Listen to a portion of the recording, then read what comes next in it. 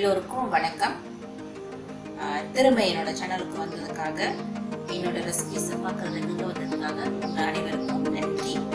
இன்னைக்கு என்னோட ஸ்டைலில் வெண்டைக்காய் பொரியல் செய்கிறது எப்படின்ட்டு பார்க்கலாம்.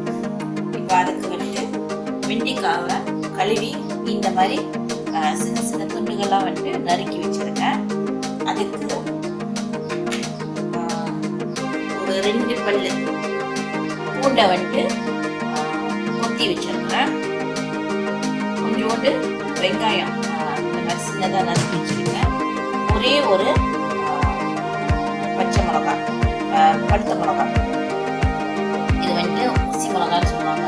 கொஞ்சம் நீட்டாக இந்த மாதிரி கட்டக்கட்டையாக இருக்கும். அந்த மாதிரி அதை ஒன்று எடுத்து நறுக்கி வச்சுருக்கேன். ஸோ ஒரு கடாயை வச்சு இதுக்கு ஒரு சாஸ்பேனா ஒரு சட்டியை வச்சு எண்ணெய் ஊற்றிக்கலாம். நறுக்கி வச்ச வெங்காயமும் பூண்டையும் சேர்க்க போகிறேன்.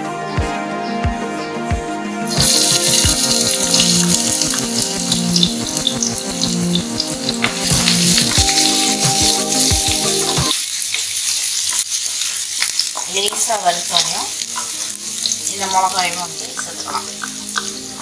சேர்த்துட்டு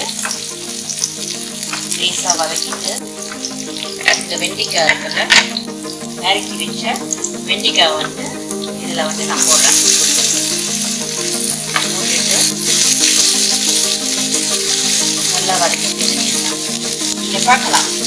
இந்த பூண்டை லேசாக ஒரு ஃபில் பண்ணிட்டு பூண்டையும் வெங்காயம் லேசாக வெண்டைக்காய் நான் போட்டுட்டேன். வேறு எதுவும் இல்லை, வெறும் எண்ணெயை வெண்டைக்காய் பூண்டு வெங்காயம் வறுக்கப்படும். இது வெண்டைக்காய் வறுக்கிறதுக்கும் அந்த பூண்டு வெங்காயம் வறுக்கிறதுக்கும் டைமிங் சரியாக இருக்கும். வதக்க வேண்டியதுதான். கொஞ்சம் நல்லா இந்த வடவரப்பு நல்லா இருக்குல்ல, நல்லா சூப்பராக வெண்டைக்காய் வறுக்கணும். இப்போ எண்ணெய் காஞ்சிருச்சு. இதில் நல்லா வதக்கிடுச்சு பாருங்க.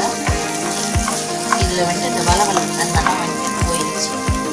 நான்ஸ்டிக் பேன் பாய்க்காது கொஞ்சம் எண்ணெய் கொஞ்சம் ஊற்றுங்க. சட்டியில் ரொம்ப பிடிக்கும். ஸோ இது நான்ஸ்டிக் இல்லாதனால எண்ணெய்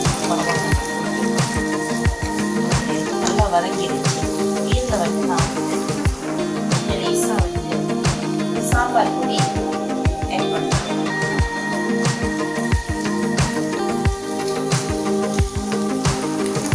வேறு ஒரு சீசனிங்கும் சாம்பார் பொடி, கொஞ்சம் லேசாக உப்பு, எவ்வளோ உரப்பு வேணுமோ அதுக்கு சாம்பார் தேவையான அளவு உப்பு ஆட் பண்ணுறேன்.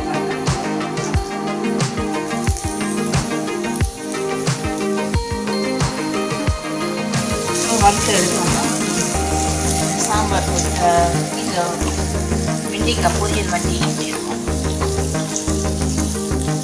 இது சாம்பாருக்கு நல்லாயிருக்கும்.